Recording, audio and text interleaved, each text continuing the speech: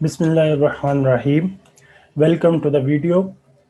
आज की वीडियो के अंदर हम कुछ और प्रोबेबिलिटी रिलेटेड क्वेश्चंस देखेंगे और उनको सॉल्व करने की कोशिश करेंगे। तो स्टार्ट करते हैं। क्वेश्चन नंबर 4 में क्या है? There are 5 questions in group A, 5 questions in group B, and 3 questions in group C.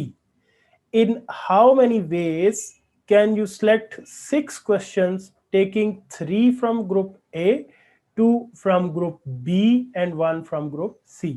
हमारे पास डिफरेंट ग्रुप्स हैं और उन डिफरेंट ग्रुप्स में से हमने 6 क्वेश्चंस को सिलेक्ट करना है और कंडीशन क्या है कि पहले ग्रुप में से 3 क्वेश्चंस आए, दूसरे ग्रुप में से 2 और तीसरे ग्रुप में से 1। तो इसको सॉल्व करते हैं। तो सबसे पहले हम ग्रुप ए की बात करेंगे।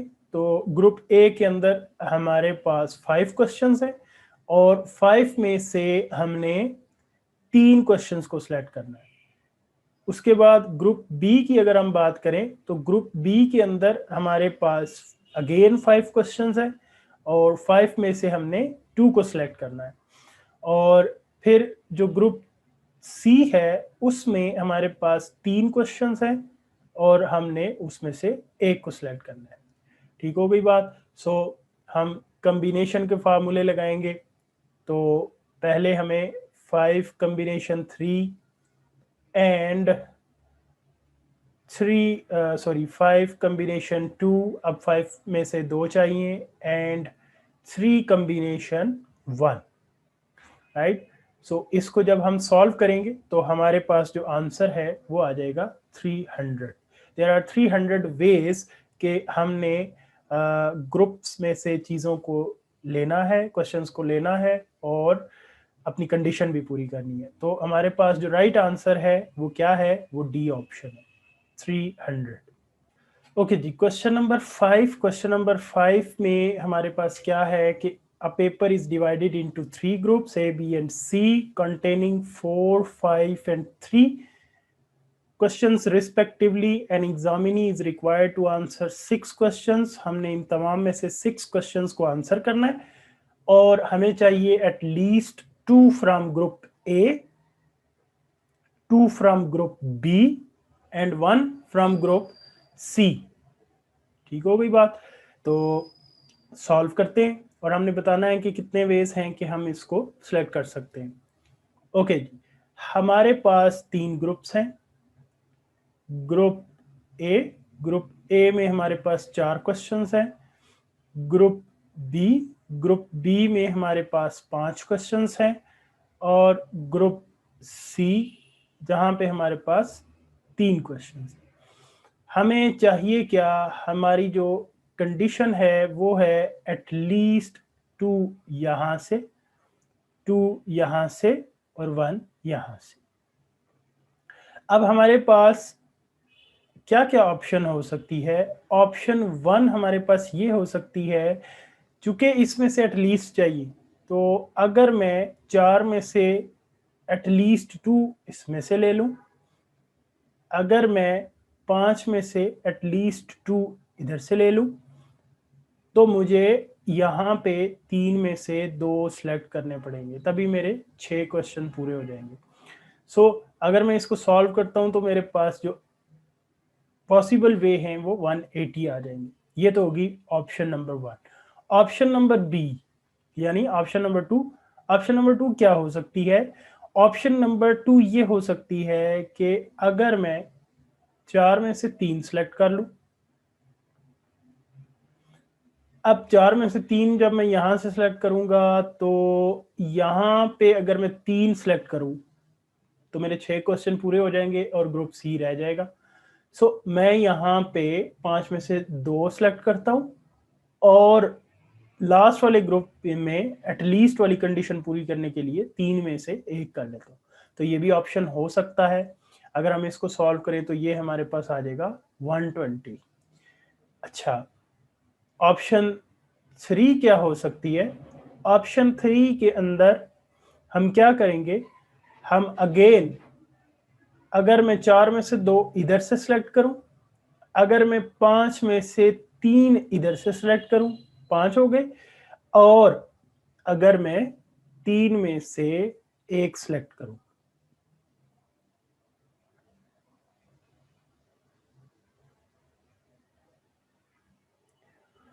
तो अब ये तीनों ऑप्शंस के वेज को अगर मैं टोटल करूं तो ये बन जाएंगे 480 वेज। तो हमारे पास जो बी ऑप्शन है ये हमारा राइट आंसर होगा।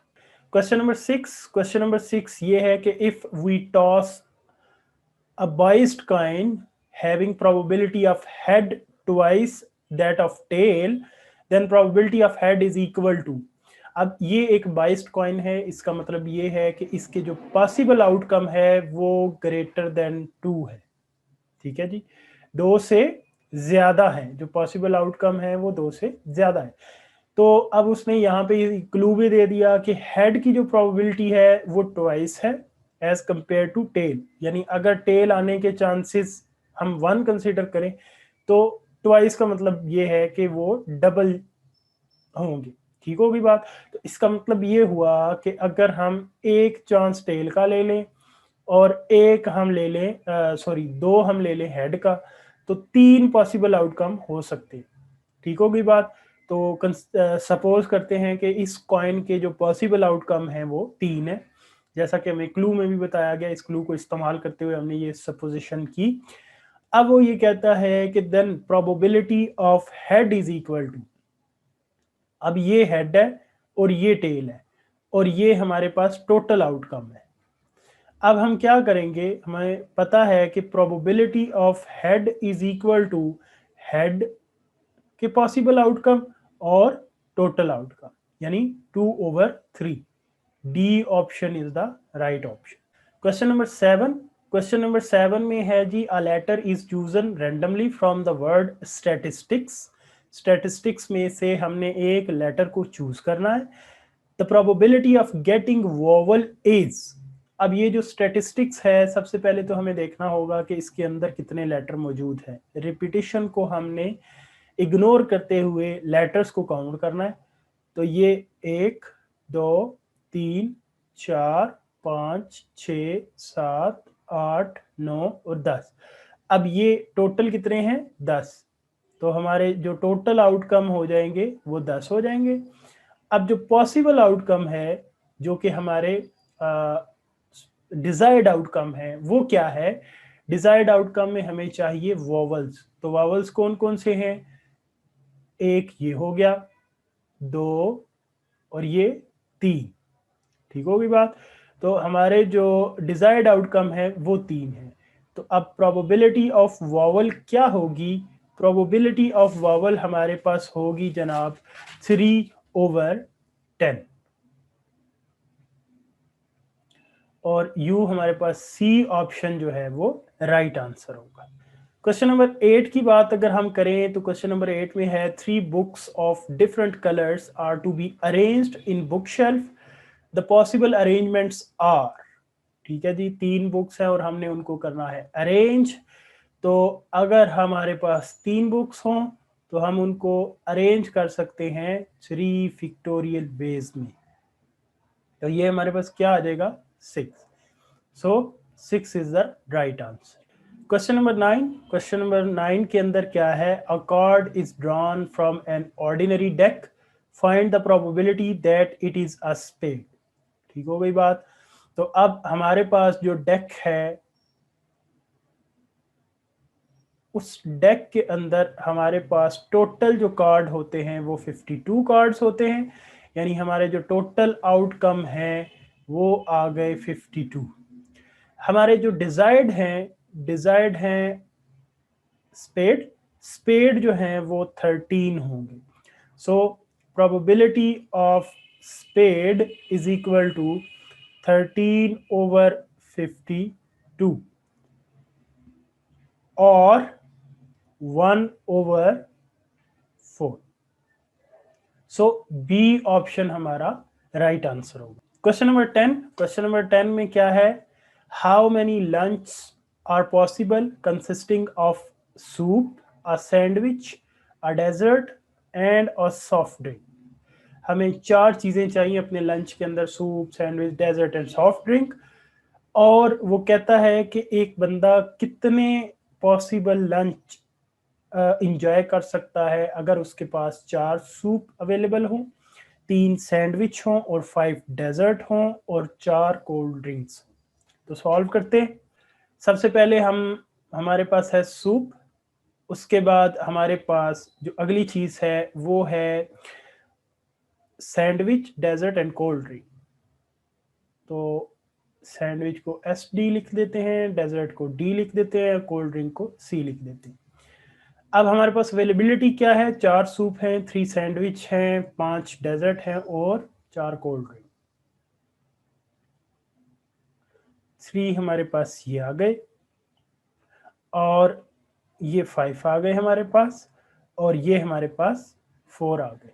अब जब हमने लंच को एंजॉय करना है तो हमने 4 में से 1 सूप को चूज करना है, 3 में से 1 सैंडविच को चूज करना है, 5 में से 1 डेजर्ट को चूज करना है और 4 में से 1 कोल्ड ड्रिंक को चूज करना है।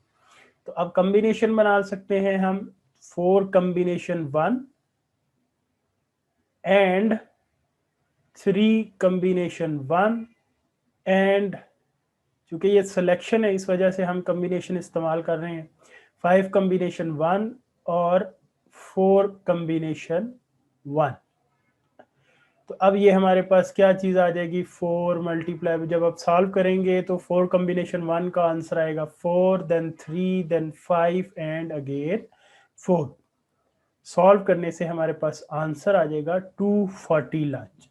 जो पॉसिबल लंच बन सकते हैं वो 240 तक कॉम्बिनेशंस बन सकते हैं। So A option is the right answer. Question number 11। Question number 11 में क्या है? The digits 1 2 3 4 5 are roll numbers of 5 students.